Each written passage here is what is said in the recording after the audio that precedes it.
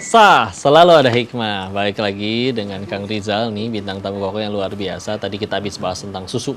Ternyata beliau nggak cuman punya satu prestasi, ada prestasi lainnya yang akan kita bahas, yaitu beliau juga mendirikan bimbel gratis. Namanya Bimbel Boobs. Ya, betul ya. Boobs. Nah, ceritain dong tentang Bimbel Boobs. Ya, jadi mungkin trigger awalnya dulu nih kok. Iya, awalnya. Awalnya waktu itu ketika saya SMA ya kok, sangat berkeinginan untuk bimbel karena merasa tertinggal waktu itu karena COVID. Kemudian pas saya lihat biaya bimbel itu cukup mahal ternyata, akhirnya saya berusaha untuk mengejar itu. Berapaan sih sekarang kalau boleh tahu? Kalau dulu zaman aku 9 jutaan. Akhirnya mendirikan Bimbel Boobs. Ya, Bimbel Boobs. Sendirian atau sama siapa aja? Sama tuh? tim. Sama tim. Iya, sama tim. Jadi ada proyek sosial dari beasiswa saya, Bright Scholarship, IBM Brilliant.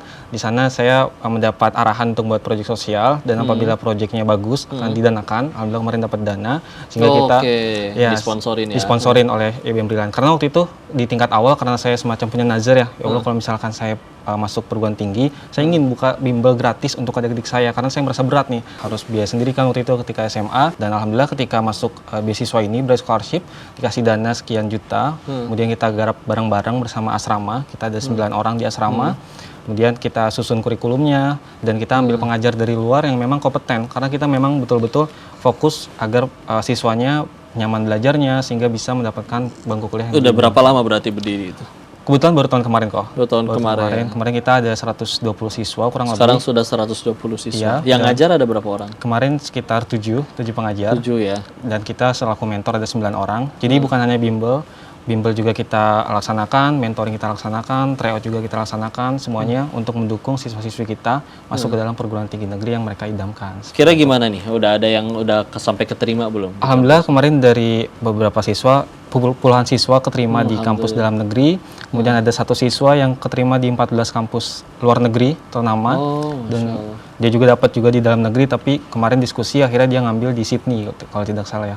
Di Sydney. Dan itu semua gratis ya? Iya, dari bimbel gratis kita, dan testimoninya alhamdulillah banyak yang terbantu kok dari bimbel ini, dan insya Allah untuk tahun depan akan dilaksanakan kembali, dan fokusnya untuk membantu siswa-siswi yang kurang mampu tapi punya keinginan besar masuk ke perguruan tinggi negeri. Kesempatan nih, kasih tahu dong bagi barangkali ada penonton SMA, gimana caranya pengen ikut Bimbel Boobs? Ya, follow dulu aja Bimbel Boobs, ada di Instagram Bimbel Boobs ID, dan di sana syaratnya gampang, punya motivasi kuat untuk berdampak ketika masuk ke dalam kampus, berdampak ke masyarakat luas, dan mungkin kita mengutamakan untuk teman-teman yang kurang mampu ya kok. Tapi tidak menutup kemungkinan juga apabila mampu dan punya keinginan besar untuk berdampak, kita sangat terbuka lebar. Dan karena ini online ya, kan?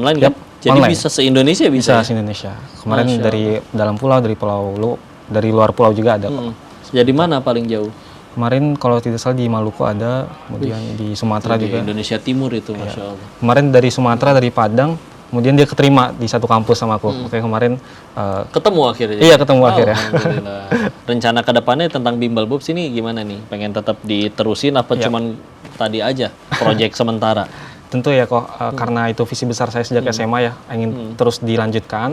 Kemudian kedepannya sih keinginan kita untuk dilakukan secara offline dan online sih. Online untuk masyarakat, untuk siswa-siswi di seluruh Indonesia, dan offline kita targetnya untuk siswa-siswi di Bogor, seperti itu kok. Di Bogor ya. Nanti pengen bikin tempat buat yang offline ya, biar bisa datang juga. Terus ngatur waktunya gimana nih? Saya dapat info selain kuliah, ngelola dan ngajar bimbel, jadi mentor, tadi juga nemuin invent sesuatu ya. Ada gitu, ada penelitian, aktif juga di organisasi kemahasiswaan, nulis artikel, juara nasional nulis artikel juga, dan bikin poster. Gimana ngatur waktunya? Biasa ini mahasiswa anak muda. Secara sederhananya membuat skala prioritas ya kok. Tugas mana yang memang bisa saya nantikan, atau tugas mana yang harus mendesak saya lakukan sekarang. Tapi sebenarnya secara komprehensifnya saya mengikuti jadwal sholat sih kok, membagi 5 waktu.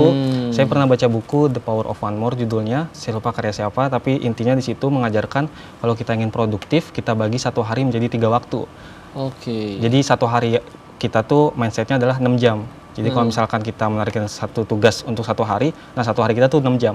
Tapi setelah aku korelasiin dengan agama yang aku anut, atau agama Islam, Allah udah mengatur sedemikian rupa dengan bagi 5 waktu.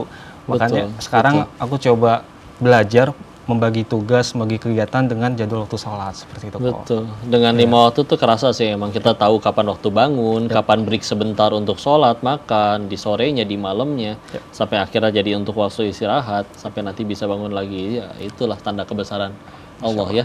Dan tadi ya yang paling penting skala prioritas. Skala prioritas. Di saat yang lain mahasiswa itu ya Allah berjuang untuk lulus aja katanya hampir tidak ada energi. Ini lulus udah pasti, karyanya pun sudah dirasakan bahkan sebelum lulus. Iya. Masya Allah. Dan sekarang yang ikut terlibat tadi dengan di Bible Boots tadi ada berapa? 9. Ada 9 orang. Itu mahasiswa semua? Iya, penerima beasiswa Bright Scholarship semua. Kita ketemu di kuliah sih, ketemu di asrama tersebut. Tapi satu visi misi. Satu visi misi. Semua itu seasrama. Seasrama. Asrama tuh kehidupannya gimana? Satu kamar berapa orang? Satu kamar aku 2 orang. Di situ aku setiap pagi ngaji gitu, halaman surat. Kemudian kita ada agenda juga terkait dengan bedah buku, diskusi ilmiah. Itu bergantian. Nah itu memang sudah diprogram sama YBM Brilliant kok. Seperti itu. Masya Allah. Setiap orang 24 jamnya sama, tapi bahkan ada yang udah nyari duit dari gelap sampai ke gelap lagi. Kaya enggak, banyak utang iya, itu ada yang kayak begitu ya. Nah ini Masya Allah ya, waktunya 24 jam juga, seharinya 24 jam juga kan? 24 jam. Kirain jamnya beda gitu ya. Masya Allah cukup untuk buat semuanya sampai Masya Allah belajar iya, menuntut ilmu iya, berkarya juga iya. Penasaran dengan obrolan selanjutnya dengan tokoh luar biasa ini, jangan kemana-mana, tetap di Sah, selalu ada hikmah. Karena aku ngerasa kuliah di sini banyak dibantu banyak orang ya kok. Jadi tujuan utama aku ketika lulus tentu ngebantu banyak orang lagi sebagai feedback aku terhadap orang-orang yang sudah bantu aku sekarang.